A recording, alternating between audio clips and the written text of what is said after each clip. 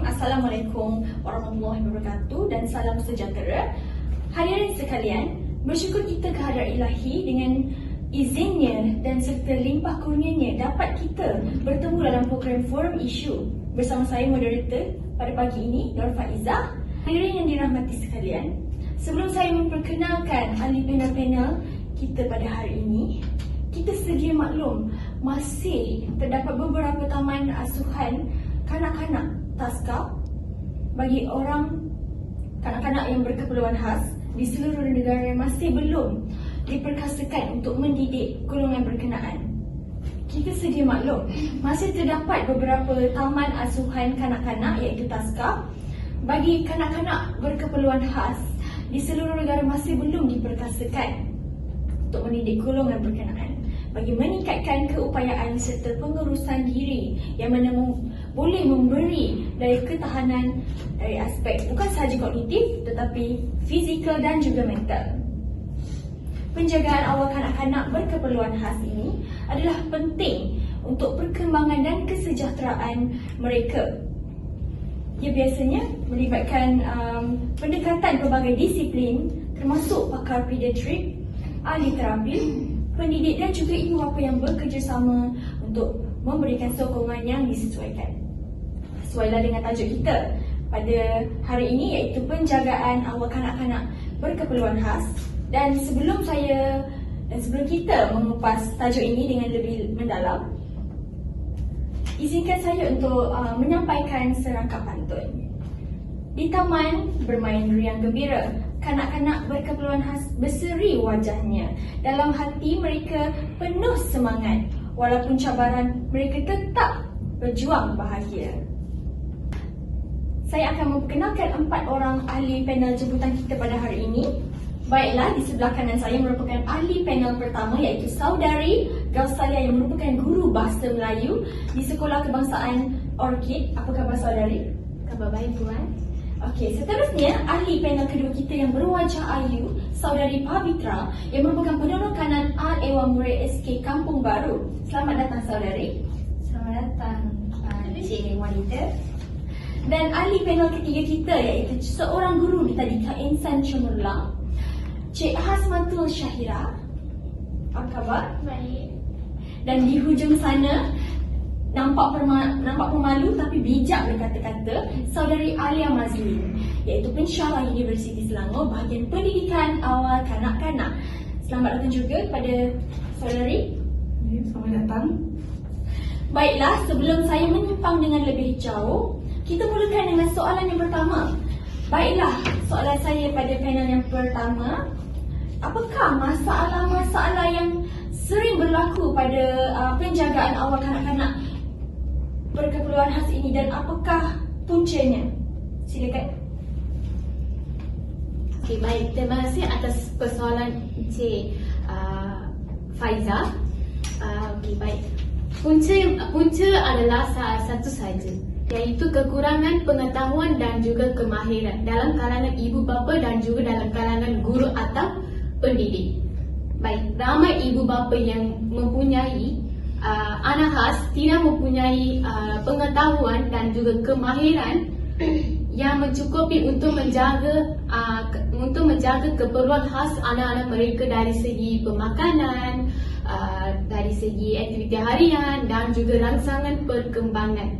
Manakala bagi guru atau pendidik pula, ramai guru tidak mempunyai kemahiran atau latihan khusus untuk mengenal pasti dan menjaga dan juga memenuhi keperluan yang unik bagi setiap kanak-kanak khas, sama ada dari segi aktiviti pembelajaran, teknik pengurusan kelas maupun kaedah penyampaian pengajaran. Itu sahaja daripada saya. Terima kasih. Terima kasih kepada panel pertama kita atas lontaran konsep yang sangat utuh dan juga berisi. Sebentar tadi panel satu kita sudah menyatakan bahawa jika kekurangan pengetahuan dan juga kemahiran akan menyebabkan satu permasalahan berlaku, dan dia juga sudah menyebutkan tentang punca masalahnya. Dan Saya pasti ramai yang akan tertanya-tanya apakah solusinya dan bagaimanakah pula cara untuk mengatasi masalah tersebut. Justru itu saya ingin menanyakan kepada ahli panel kita yang kedua, iaitu Cik Pavitra, apakah strategi yang boleh diaplikasikan atau digunakan untuk menjaga kanak-kanak berkeperluan khas ini? Okey, baik. Terima kasih atas persoalan tadi tu. Okey, saya ingin memfokuskan kita pertamanya memberi fokuskan kepada golongan yang terdekat dengan kanak-kanak, iaitu ibu bapa, guru atau pendidik. Oleh itu, menurut kepada Muhammad Ilmi pada 2019 dalam artikel bertajuk Pengaruh Penglibatan Ibu Bapa dalam Program Intervensi Awal, beliau mengatakan bahawa ibu bapa perlu melibatkan diri dalam sesi kaunseling berkaitan dengan penjagaan awal kanak-kanak berkeperluan khas. Ya, saya pun ingin dalam sekolah saya pun saya selalu menekankan ibu bapa perlu menghadiri diri dalam program-program seperti itu. Oleh itu, ibu bapa boleh dapat maklumat terlebih lanjut tentang pengurusan atau penjagaan kanak-kanak berkeperluan khas. Hal ini demikian, kita boleh mengurangkan penderaan kanak-kanak dalam kalangan berkeperluan khas. Seterusnya adalah guru atau pendidik. Pihak berkuasa, iaitu pihak bersekolah ataupun pihak kerajaan perlu meningkatkan kursus-kursus yang berkaitan dengan penjagaan awal kanak-kanak kepada guru yang terlatih ataupun sebelum masuk pada dalam sesi pengajaran dalam sekolah atau tadika taska. Contohnya, pihak IAC mentawarkan program khususnya kepada kanak-kanak autism. Sebagai penolong kanan sekolah, saya ingatkan setiap guru atau pendidik di luar kawasan perlu menghadirkan diri dalam program seperti ini. Oleh itu, guru-guru boleh meningkatkan pengetahuan atau kemahiran dalam menguruskan kanak-kanak dalam bilik darjah ataupun di luar bilik darjah. Selain itu, guru juga perlu merapatkan hubungan dengan ibu bapa supaya boleh mendapatkan maklumat tentang kanak-kanak di rumah untuk mempersiapkan diri di bilik darjah supaya boleh melancarkan sesi pengajaran atau pembelajaran. Saya ingat itu saja daripada saya. Sekian, terima kasih. Okey, terima kasih kepada panel kedua kita atas pandangan yang sangat bernas sebentar tadi. Sekarang kita sudah tahu, sudah terang lagi bersuluh sebenarnya terdapat banyak asas penjagaan awal kanak-kanak yang berkeperluan khas yang boleh diimplementasikan untuk meningkatkan keupayaan kanak-kanak khas ini. Terima kasih saudari. Okey, baiklah.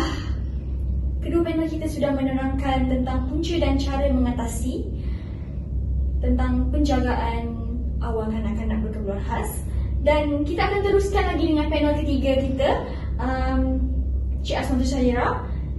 Soalan saya, apakah tindakan lain seperti intervensi awal yang boleh menjadi perkhidmatan kepada penambahbaikan bagi meningkatkan kualiti penjagaan kanak-kanak berkeperluan khas ini? Okey, terima kasih kepada Cik Moderator atas soalan tersebut. Pada pendapat saya, intervensi yang boleh dilakukan dalam penjagaan kanak-kanak khas dengan melakukan pendekatan yang holistik dan sensitif terhadap keperluan mereka. Ini mungkin melibatkan penyediaan perkhidmatan sokongan, latihan akses khas untuk penjagaan dan fasilitasi akses kepada sumber daya pendidikan dan kesihatan yang sesuai dengan keperluan kanak-kanak tersebut.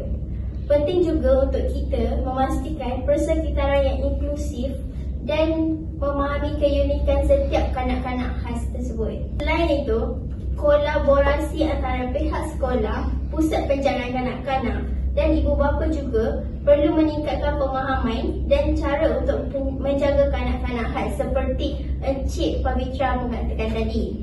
Antara program intervensi yang boleh kita lakukan untuk penjagaan kanak-kanak khas ialah program pendidikan inklusif. Ia dapat mewujudkan persekitaran pembelajaran yang menyokong kepelbagaian pendidikan keperluan pendidikan khas.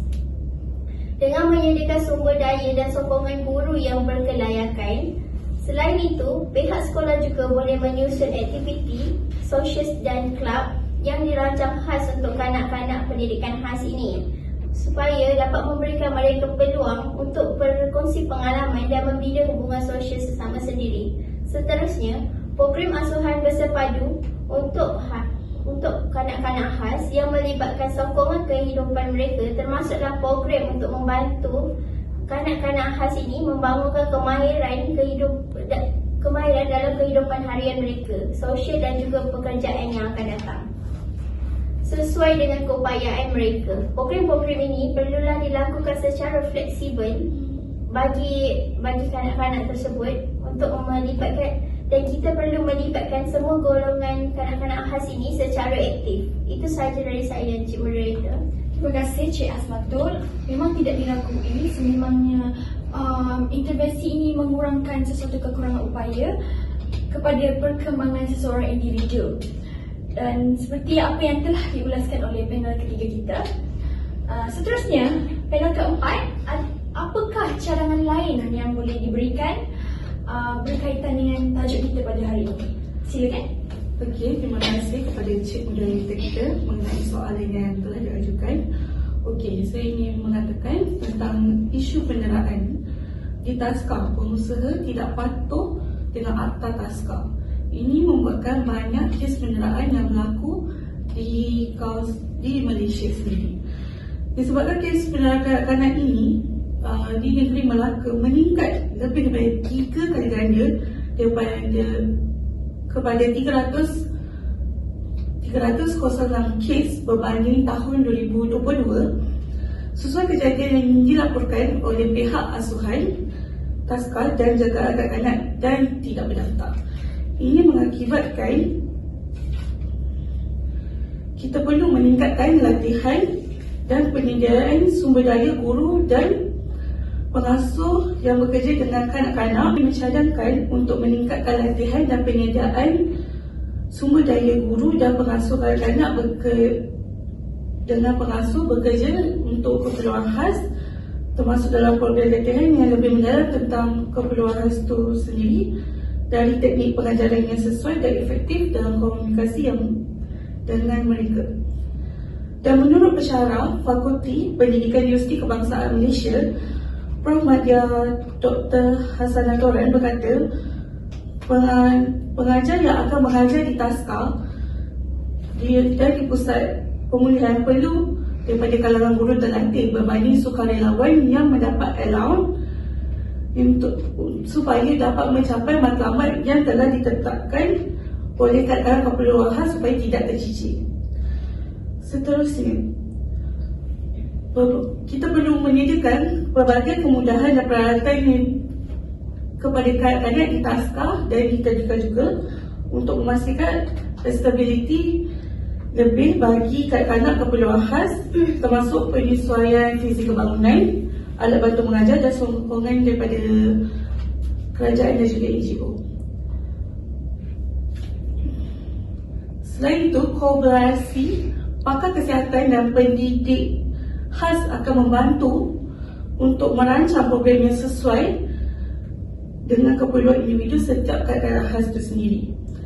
Contohnya terapi khusus dan juga program melibatkan keluarga yang sudah diterangkan oleh panel ketiga kita, Dan menurut pandangan daripada Guru Prasekolah PKKI SMK Datuk Penghulu Laut Jempol Negeri Sembilan, Nur Hayati Zalizuddin berkata ibu bapa mempunyai peluang dan pilihan untuk mendapatkan pendidikan yang terbaik untuk anak-anak mereka sekiranya keperluan khas dibuka atau sekolah kanak-kanak keperluan dibuka sama ada oleh forum NGO ataupun kerajaan, kerana dalam usaha mendidik anak dengan melibatkan semua pihak termasuk kerajaan dan swasta, ini dapat jadi kakak keperluan ini dapat menyerahkan bakat dan kemampuan mereka sendiri dalam segala hal. Terima kasih daripada saya. Baiklah, terima kasih kepada panel keempat. Baiklah, keempat-empat panel kita telah pun menyuarakan pendapat masing-masing. Dan moga apa yang diperbincangkan pada hari ini menjadi sumber inspirasi kepada kita semua. Dan nampaknya masa amat mencemburui kita. Sekian saja untuk hari ini. Jika ada terkasar bahasa dan tersilap bicara, mohon dimaafkan.